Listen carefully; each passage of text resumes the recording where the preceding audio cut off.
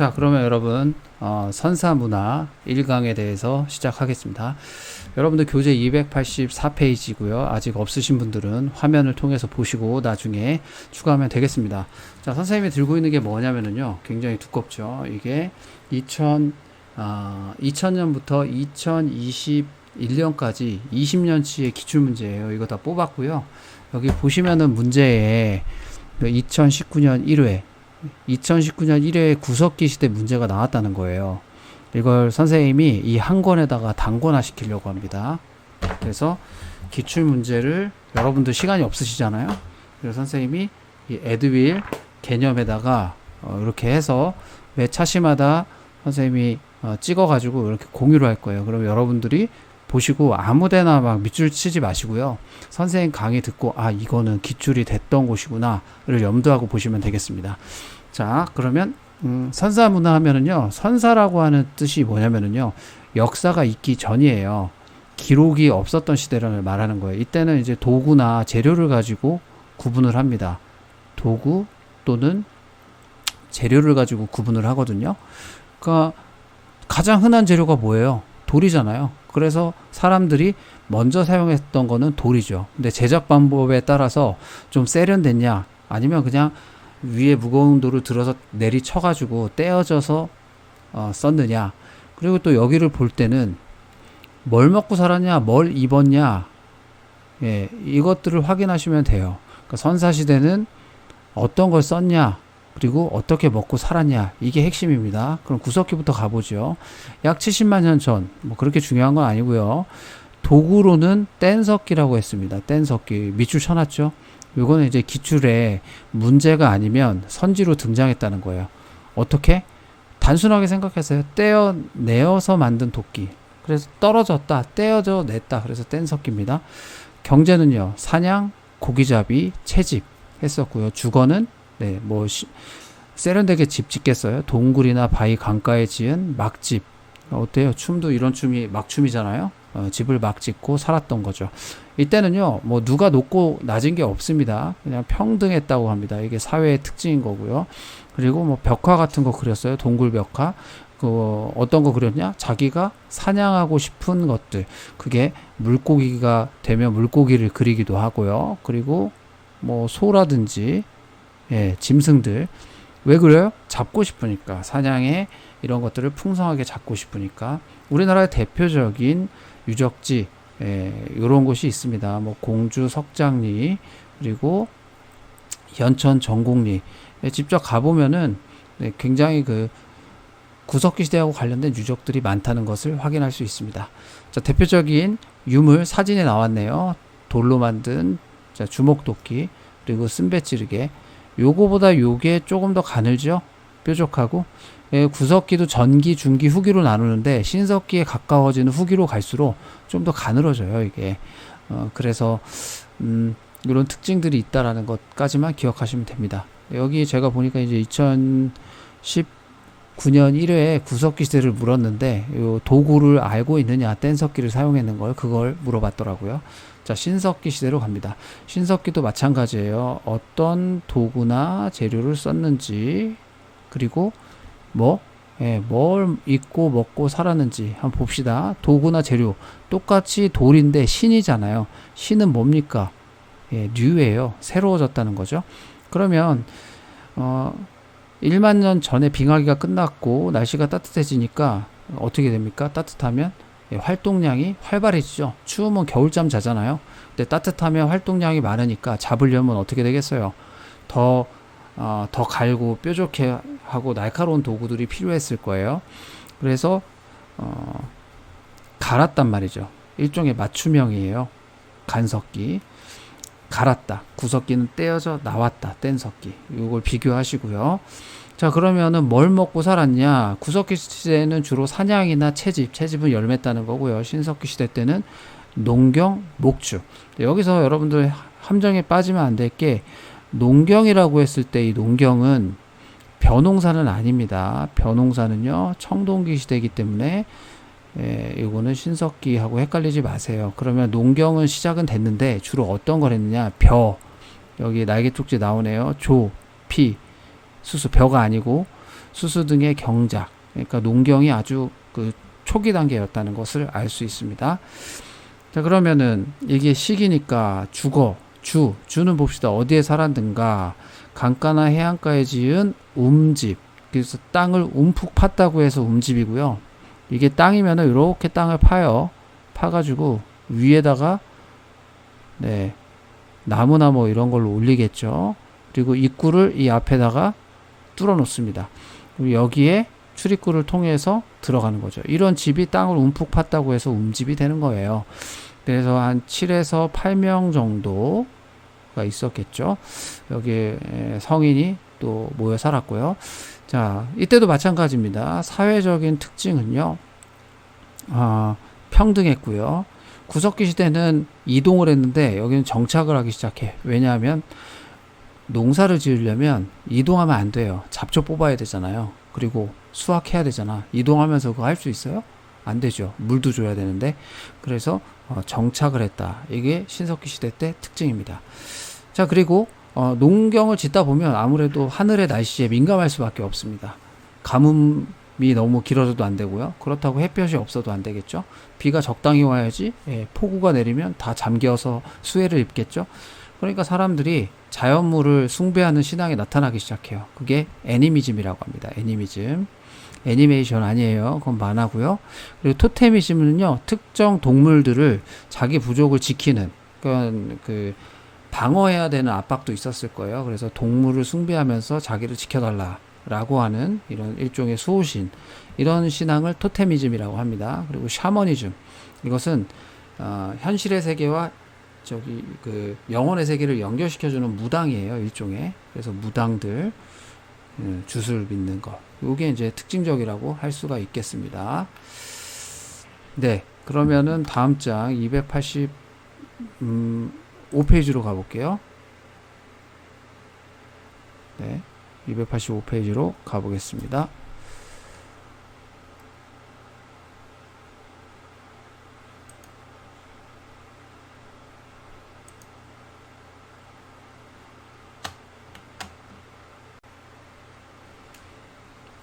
네, 여러분 285페이지 문제입니다. 네, 신석기 시대 예술은 조개 껍데기가 있고요. 그리고 동물 조각 같은 걸로 목걸이 형태로 하는 칠해거리도 있습니다. 칠해거리가 목걸이 같은 거예요. 그리고 대표 유적지는 강가나 바닷가 근처라고 했어요. 그래서 서울 암사동에 한강이 있죠. 부산 동삼동에는 또 바닷가에 가깝죠.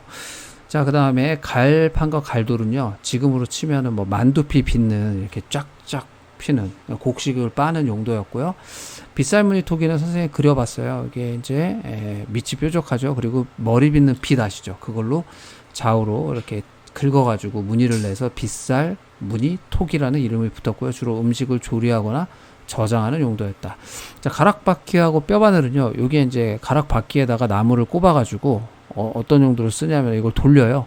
그럼 이게 실이 감기거든요. 그래서 실을 뽑아내고, 이 실을 왜 뽑아요? 그럼 당시에 사람들은 뭘 입었다? 옷을 입었다는 것을 알 수 있죠. 조개 껍데기 예술품이죠. 여기 이제 뭐 가면처럼 여기 눈을 이렇게 콕콕 뚫어놓고 이렇게 가리고 까꿍 뭐 이런 놀이 하는 거겠죠. 자, 그러면 이 개념 확인하기 한번 풀어보겠습니다. 구석기 시대 사람들은 어디나 강가에서 생활했다. 동굴 또는 막집. 왜? 이동하니까 주로 비용을 많이 드는 게 아니라 간단하게 뭐 비만 피하고 햇빛만 피하고 이 정도에서 많이 있었다는 겁니다. 자, 그리고 동굴이나 강가에 막집에서 생활하였다. 뭐 같은 얘기입니다. 자, 그 다음에 신석기 시대 사람들은 돌을 다듬어 만든 어떤 것, 네, 구석기는 뗀석기였고 신석기는 간석기였다는 것도 한번 정리해 두시면 좋겠습니다. 자, 이제 청동기 시대로 넘어갈게요. 돌을 쓰다가 어떤 날 이걸 불을 가열을 해가지고 돌을 이제 청동이라고 하는 건 구리하고 주석이 합쳐진 거거든요.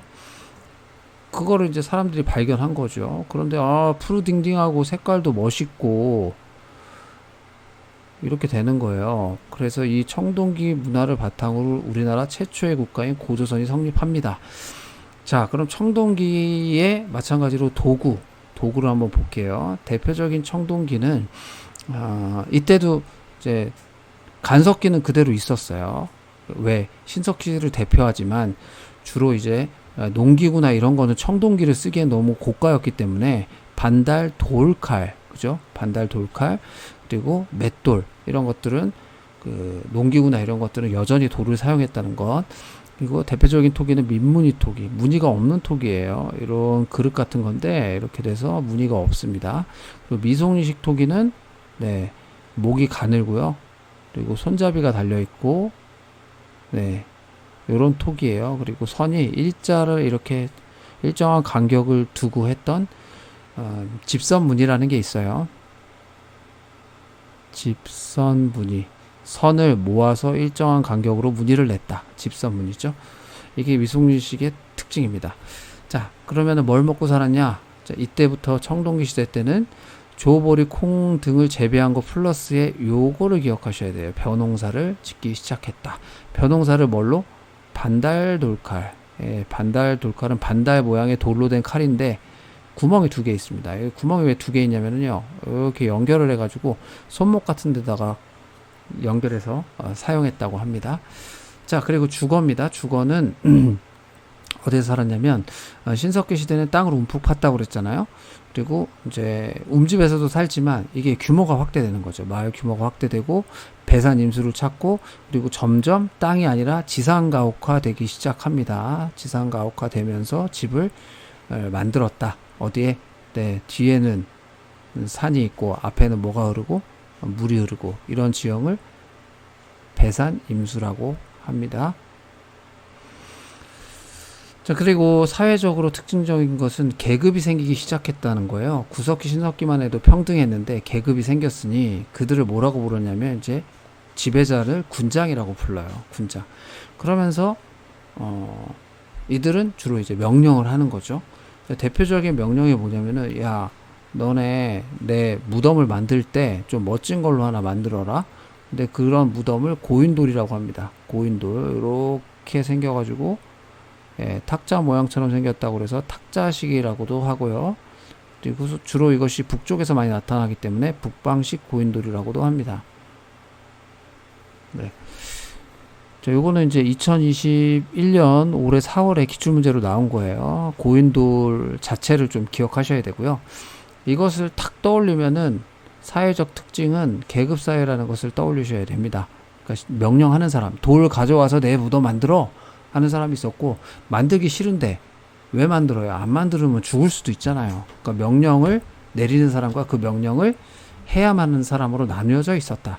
그런 사회를 계급사회라고 하는 거예요. 선생님이 군대 있을 때 좀 경험을 했었죠. 선생님 군대를 다녀왔으니까. 명령을 어떻게 합니까? 높은 계급이 낮은 사람한테 명령을 내리잖아요. 그러면 절대 복종하고 순종해야 되는 거예요. 그런 사회를 계급사회라고 합니다. 대표적인 게 이제 군대죠. 자, 이런 분들을 군장이라고 불렀고, 이런 분들의 무덤이 바로 이 고인돌이다. 자, 이것을 이제 청동기 시대의 대표적인 고인돌로 기억하시면 되겠습니다. 바위 그림이라고 하는 것은 뭐 울주, 대곡리, 방구대 그림 뭐 이런 것들이 있는데 뭐 독특한 무늬들이 있고 물고기 같은 게 있다고 했어요. 그러니까 주로 이제 이렇게 돼서 물고기 무늬는 사냥입니다. 사냥. 자기가 잡고 싶은 거 많이 그리는 거예요. 이런 거 성공해서 잘 잡자고. 자, 그리고 비파형 동검은 청동기 시대를 대표하는 유물입니다. 꼭 서양의 바이올린, 중국의 비파라는 악기처럼 생겨서 붙여진 이름입니다. 보세요. 이렇게 허리가 잘록하죠? 야, 이걸로 사람 어떻게 뭐 검이면 칼인데 싸울 수 있겠나? 싸울 수 있죠. 여기 아래에 이제 손잡이가 달려 있고요. 그리고 요 가운데 보면 잘 나타나진 않는데 가운데 뭐가 있냐면은 이게 홈이 파져 있어요. 홈이. 이 홈은 어떤 역할을 하냐? 사람을 찌르지 않습니까? 그러면은 피가 나겠죠? 그 피가 빨리 흐르도록 하는 거예요, 이게. 그리고 여기 뾰족한 부분들 어떻게 찌르고 돌린단 말이에요. 그리고 빼. 그럼 피가 막 그 홈을 통해서 나오면서 엄청나게 살상력을 높일 수 있는 잔인한 무기예요. 네. 반달 돌칼, 반달 모양의 칼이라는 거 말씀을 드렸고요. 그리고 아무 무늬가 없는 민무늬 무기, 토기 대표적인 거. 고인돌 얘기했죠. 꼭 탁자처럼 생겼다고 해서 탁자식 고인돌. 그래서 한 400에서 600명 정도의 인력이 필요했다고 합니다. 이거 덮개돌이라고 하는데 70톤 정도 나간다고 그래요. 큰 거는 강화도에 가보면 있는데 그 정도 나갑니다. 자, 그러면 다음 페이지로 또 넘어가 보겠습니다.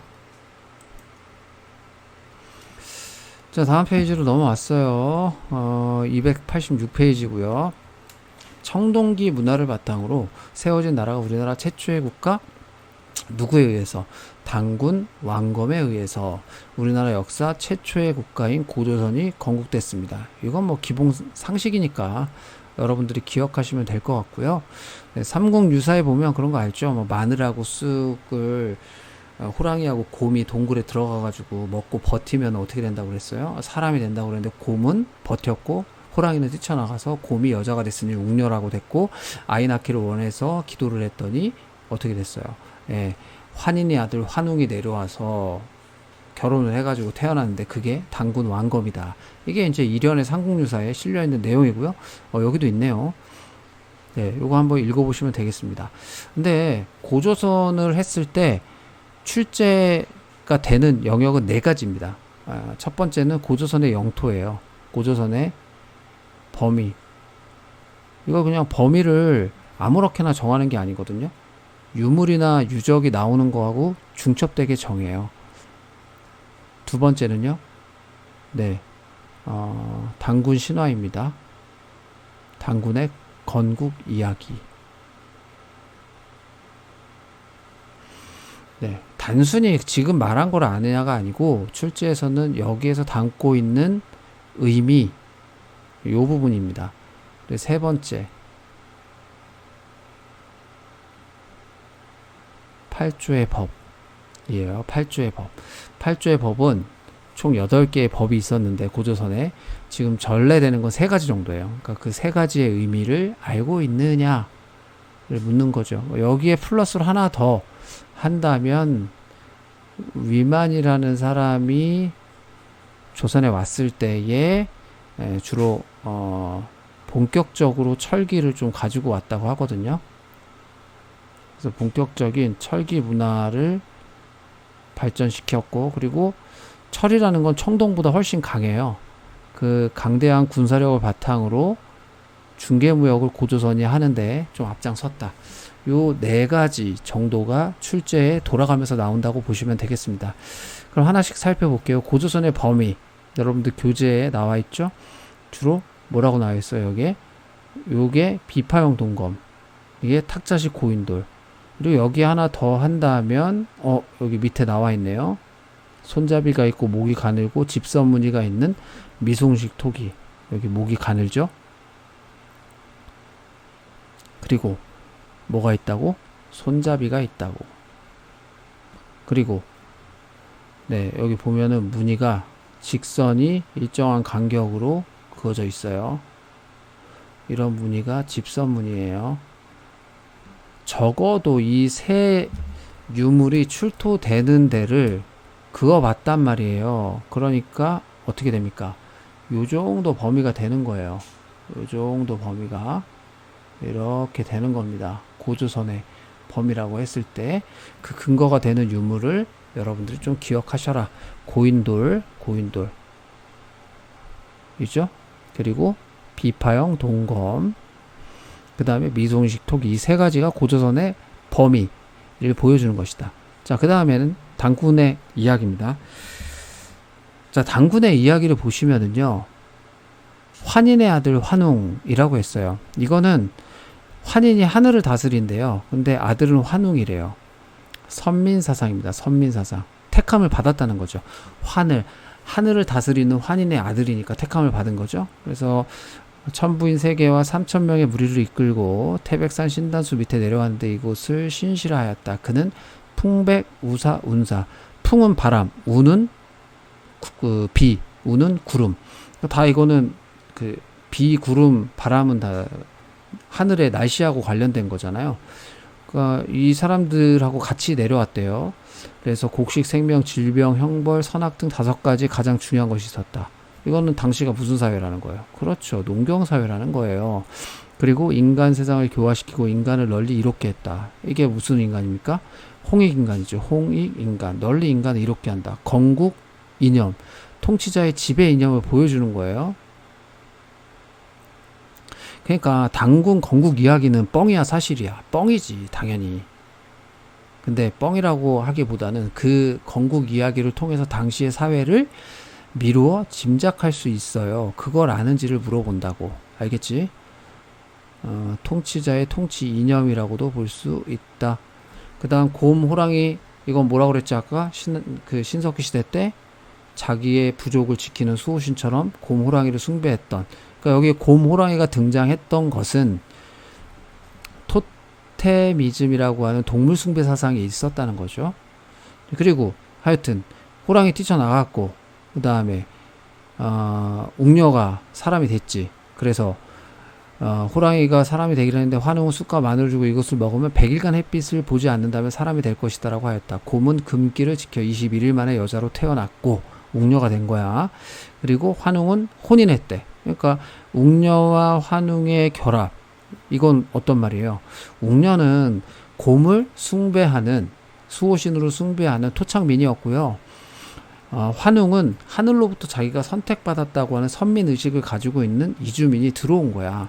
그런데 원래 호랑이를 숭배하는 부족은 동굴에서 뛰쳐나갔다는 거는 그 연합 관계에서 도태되거나 이렇게 됐다는 거고, 결국에는 선민의식을 가진 유이민 세력과 토착민들의 결합으로 볼 수 있다는 거죠.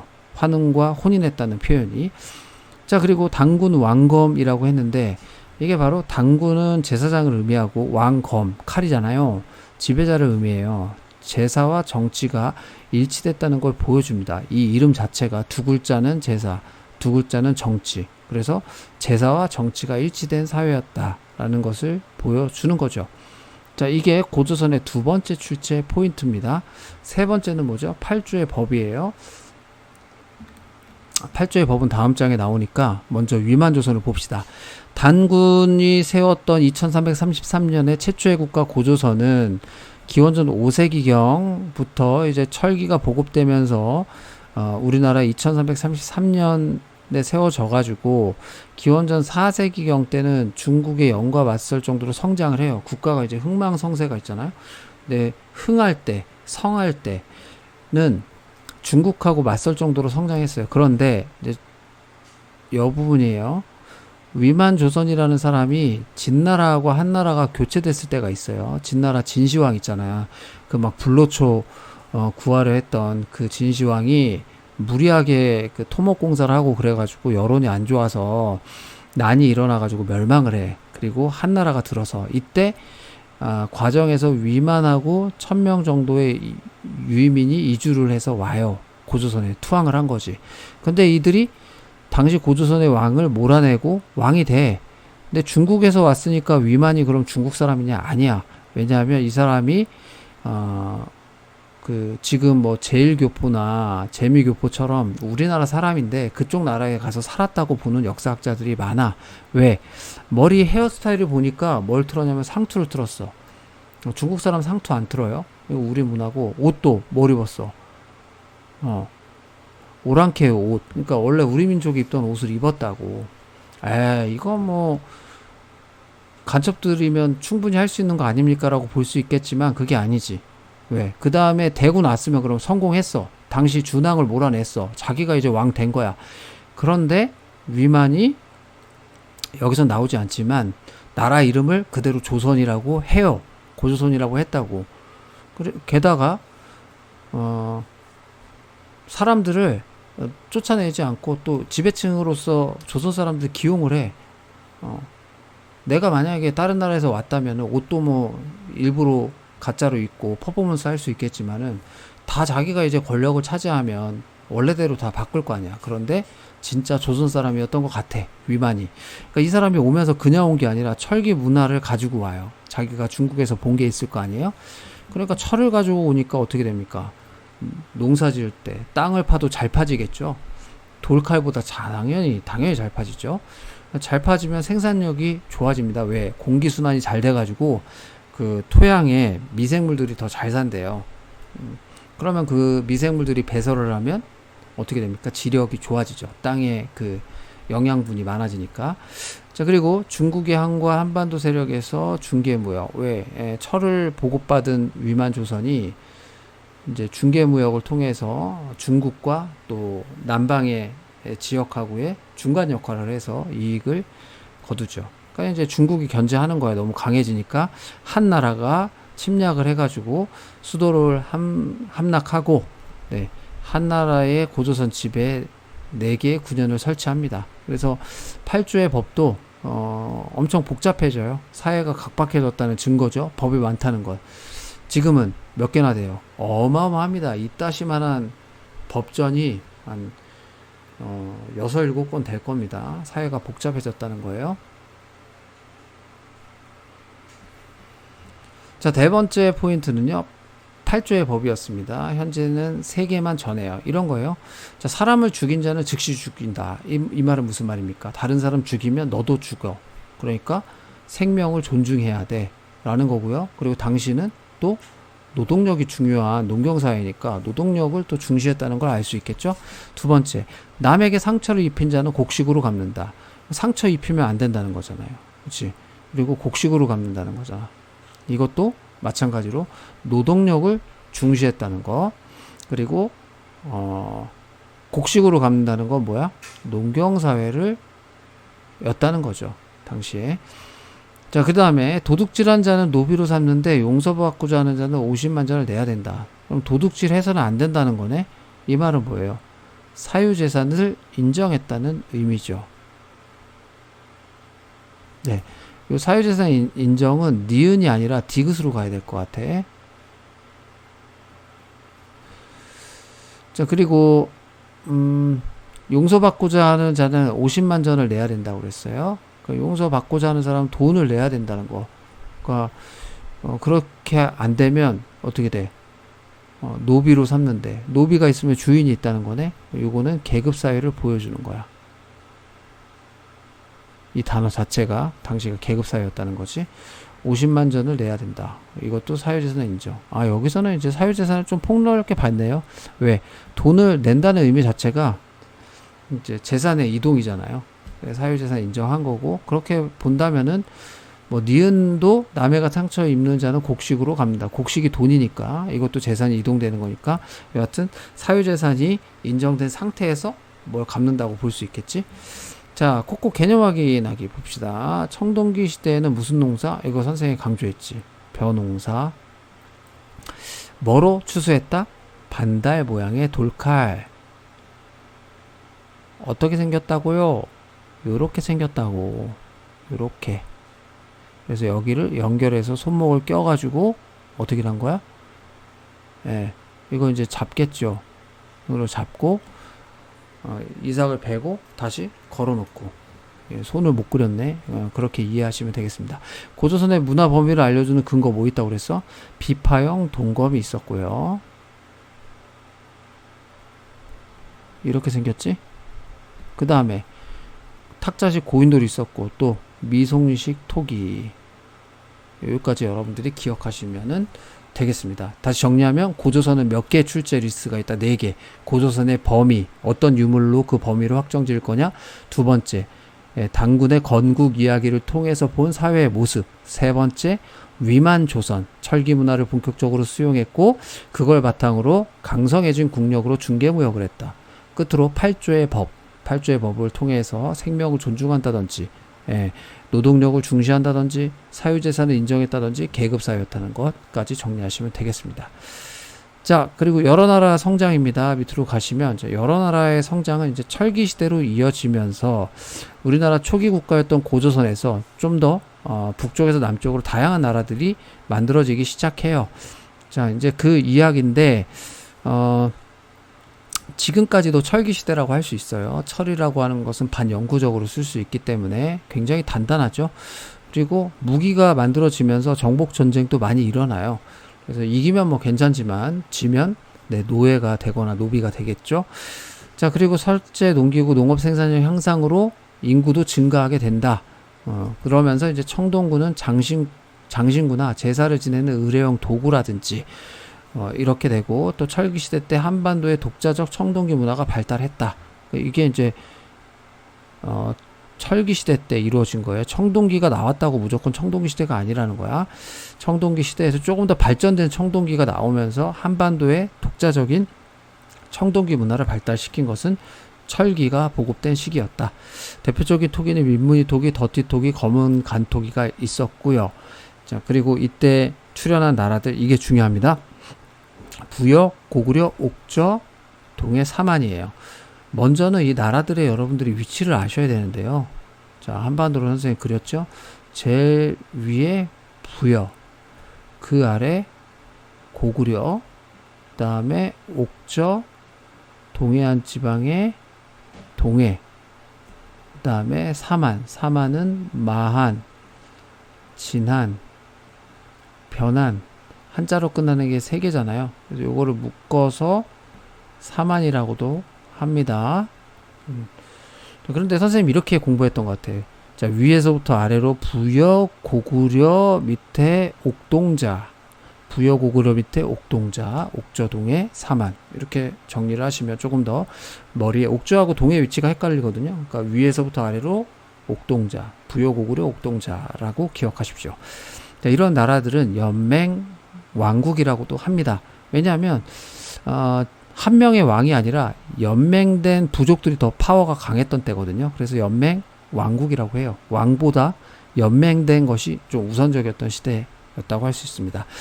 자, 이때 또 중국하고의 교류도 활발했는데, 중국의 화폐, 춘추 전국시대 때 화폐는 칼 모양의 화폐들이 많았어요. 명도전, 반량전, 오수전, 이런 것들이 우리나라에서 발견되거나, 또 경상남도 창원에서 다오리 유적에서 붓이 발견했어요. 그러니까 이때 당시에 한자를 사용했고, 또 중국하고의 교류 증거죠. 한자는 중국에서 만들어진 글자니까요. 일본하고도 교류가 됐었고, 이때 무덤은 동무덤이나 널무덤 같은 무덤이 대표적이다. 동무덤이 이렇게 생겼습니다. 항아리 두 개를 연결시킨 것 같은 무덤이다. 그래서 독자가 항아리 독이에요.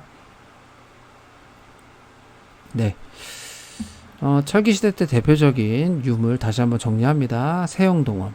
청동기 시대 때는요, 비파형 동검인데 얘가 다이어트를 했네. 그치? 늘씬하게 쭉쭉 늘씬하게. 그래서 이 칼을 세형 동검이라고 한다. 그리고 잔무늬 거울. 청동기 시대 때는 무늬가 굉장히 거칠었어요. 거친 무늬 거울에서 잔무늬 거울로. 거푸집이 만들어졌다는 것은 우리가 독자적으로 만들 수 있다는 거예요. 붕어빵 여러분들 기억하시죠? 여기에다가 이제 뭐를, 네, 그 청동 물을 붓고 이거를 이제 엎는 거죠. 엎어서 탁 눌러서 찍으면 도끼 모양이 나오는 거예요. 이런 게 만들어지겠죠. 이걸 거푸집이라고 한다. 이 틀을. 그래서 이게 청동기가 조금 더 우리나라의 독자적인 문화로 발달됐다는 증거다 라는 것까지 정리하시면 되겠습니다. 자, 마지막 이제 1강 보시면 이제 철기시대 때 중국과의 교류, 명도전, 칼 모양이잖아요. 칼 도자거든요. 그리고 이거는 경상남도 창원 다오리 유적 출토. 이건 어디하고? 중국과의 교류. 좀 주목하세요. 왜냐하면 최근에 우리가 미국보다 중국하고의 교류가 훨씬 많아졌거든요. 근데 이게 오래 역사 속에서는 오래 전부터 있었던 거다라는 걸로 정리하십시오. 여러 나라의 성장, 먼저 위치 확인하라고 했죠. 부여, 고구려 밑에 무슨 동자, 옥동자 기억하시고요. 자, 여기를 정리하는 방식은요, 여러분들이 일단 위치, 각 나라의 위치 지금 정리했죠. 그 다음에 정치적인 특징이 뭐가 있냐, 뭐 먹고 살았냐, 경제적인 특징이 뭐가 있었냐, 그리고 문화적인 특징은 뭐가 있는가, 그 다음에 농경시대다 보니까 하늘에 제사를 지내는데 제천 행사는 뭐가 있느냐. 요게 하나의 공식처럼 부여는 이거 어떻게 했고, 고구려는 이거 어떻게 했고, 옥저와 동해는 어떻게 했고, 그리고 사만은 어떻게 했고, 이런 부분들을 요거에 맞춰서 정리를 한번 해보자고요. 부여부터 보죠. 부여는 가장 위쪽이니까 만주지방에 있었겠죠. 그리고 정치적인 특징은요, 오늘날 그 윷놀이, 독에 걸린 모, 이런 것의 시조가 사실은 마, 우, 저, 구, 이게 말, 소, 돼지, 개거든요. 그러니까 짐승의 이름을 딴, 가축의 이름을 딴 관직의 명칭이 있었다는 것, 정치적인 특징 중에 하나입니다. 아주 잘 나오죠.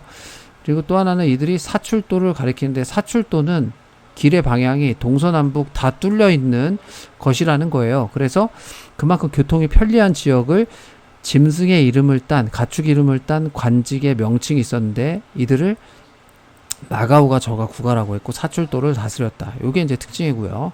그럼 자, 경제 뭐 먹고 살았냐?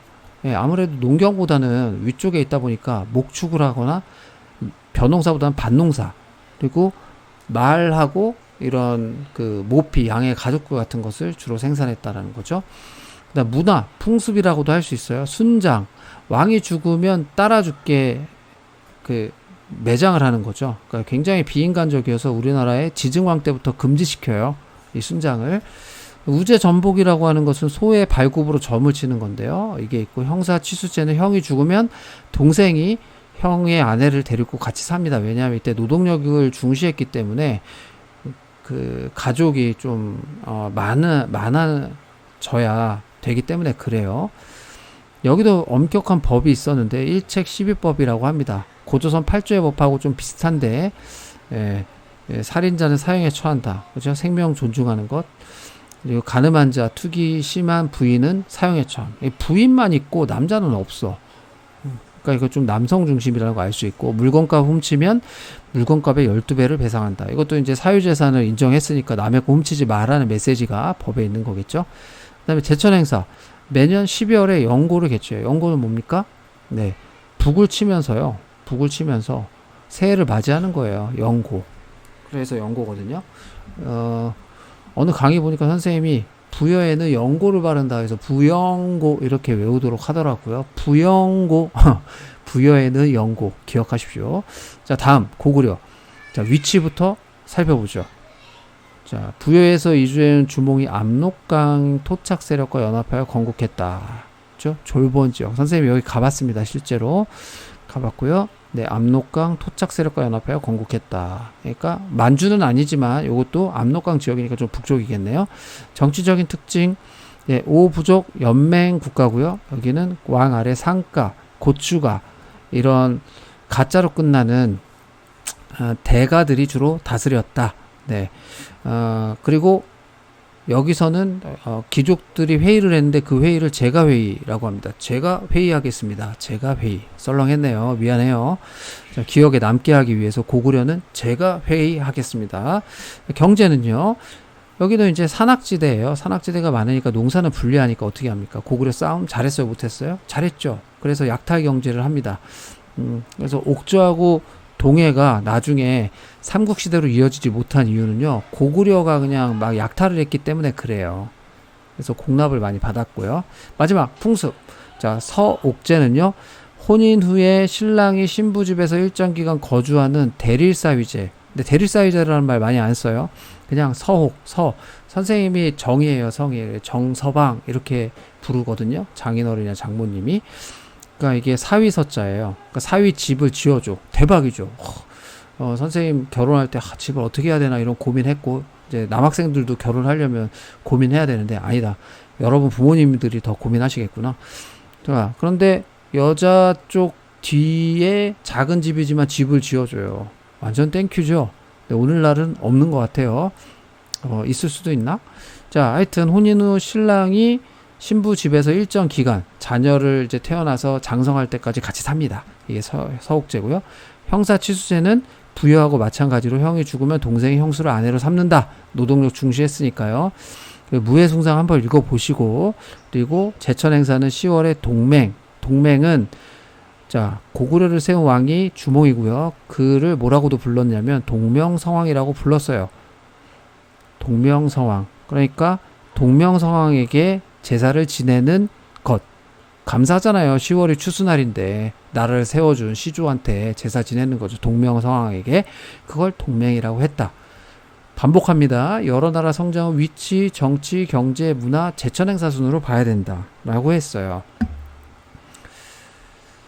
자, 그러면 고구려 부여 고구려 봤으니까 아랫부분도 좀 살펴보겠습니다. 아랫부분의 나라들을 좀 볼게요. 자, 한반도에 등장한 국가 옥조하고 동해 위치 함경도 동해안 지방. 옥조가 좀 높죠. 그리고 동해는 강원도 동해안 지역. 정치적인 특징은요, 왕이 없습니다. 이 두 나라는요. 예, 왜 왕이 없냐면은 군장이 다스렸다고 해요. 읍군이나 삼노라는 군장. 왕이 존재하지 않았다고 그랬죠. 왜? 고구려가 간섭을 너무 많이 해가지고 왕이 세워질 여력이 없어. 와서 맨날 약탈하니까. 그럼 바닷가 있으니까 소금 많이 나겠죠. 해산물 많이 나겠지. 동해도 마찬가지로 해산물 풍부하겠죠. 토지도 비옥해요. 그리고 특산품, 이거 이미지로 기억해야 돼. 자, 당궁. 당궁이 뭡니까? 네, 화살이죠. 짧은 화살. 그리고 과하마는요, 이 과자가 과일 밑을 지나가는 말. 선생님 한번 그려볼게요. 자, 말 같나요? 자, 과일 밑을 지나가는 말. 그리고 반어피. 반어피는 바다 표범 가죽인데요. 이것을 입은, 반어피를 입은 사람. 자, 이 가죽을 입고 어디를 타요? 자, 과마를 타고 손에는 뭐를 들고? 당궁을 들고. 이렇게 이미지를 좀 생각해서 기억하시면 좋겠습니다. 자, 풍습을 보죠. 문화라고도 할 수 있는데 민며느리제. 네, 여러분 산 중에서 민둥산이라고 들어봤나요? 나무가 없는 산이죠. 옥조의 며느리들은 이렇게 좀 이렇게 머리를 이렇게 뒤로 넘겨가지고 민머리처럼 보였나 봐요. 그리고 어린 아이를 신랑집에다 데려다가 키워가지고 성인이 되면 신랑 측에 대가를 지불했다고 해요. 그리고 결혼을 시키는 풍습이었고요. 가족 공동 무덤이 있었는데요. 이건 이제 시체를 감해장합니다. 그리고 그 뼈를 추려가지고 항아리에다가 넣어요.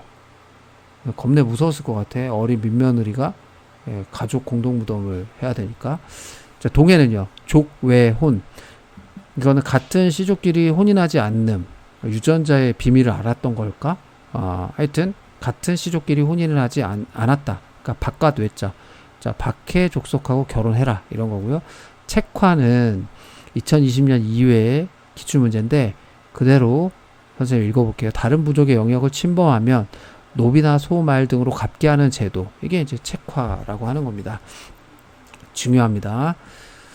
자, 그리고 10월에 옥저는 제사가 없었지만 10월에 무천이라는 동해의 무천이라는 제사가 있었다. 다시 공식 기억하세요. 위치, 정치, 경제, 문화, 제천 행사. 그거에 맞춰서 지금 설명드린 겁니다. 마지막 마한, 진안, 변안. 자, 여기는 이제 한반도 중남부 지역의 마한, 진안, 변안. 마한은요, 지금으로 치면 충청도 지방인데 목지국이 천안 정도의 위치에 있었던 것으로 보이거든요. 여기가 짱이었어요. 그래서 54개를 다스렸다고 해요. 그리고 진안은 12개의 소국, 나중에 신라가 되죠. 변안은 12개의 소국이 가야로 됩니다. 이런 특징이 있었고요. 자, 정치는 제사하고 정치가 분리되어 있어요. 그러니까 정치적 지배자는 신지읍차라는 군장이고 제사는 이제 천군이라고 해가지고 세이크리드 존, 신성한 지역인 소도. 그래서 이 소도는 어떻게 구분했냐? 마을 입구에다가, 자, 이게 뭐 같아요, 여러분? 예? 이거 뭐 같아? 네, 오리입니다, 오리. 이런 오리를 장대에 매달아가지고 소떼라고 했는데 여기부터는 이제 소도의 지역이 되는 거예요, 소도. 소도에 들어오면은 잘못한 사람도 잡아가지가 않아요. 예, 신성한 지역이니까 칼 차고 막 못 들어간다고. 그리고 군장이 다스렸던 소국, 그리고 소도가 다스렸던 그 신성한 지역, 소도를 다스렸던 천군. 이렇게 기억하시면 되겠습니다. 남쪽에 평야 많으니까 벼농사 발달했을 거고요. 기후가 적합하고 저수지도 있고. 변화는 요게 철이 굉장히 유명했다. 그래서 낭랑과 외에 수출했다고 했습니다. 왜? 제품이 좋으니까 수출하는 거죠.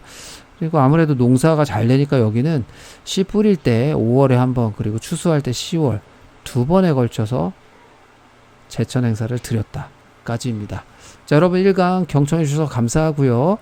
잘 이해가 안 되는 것은 다시 한번 들어보세요. 콕콕 개념하기까지 하고 마무리하겠습니다.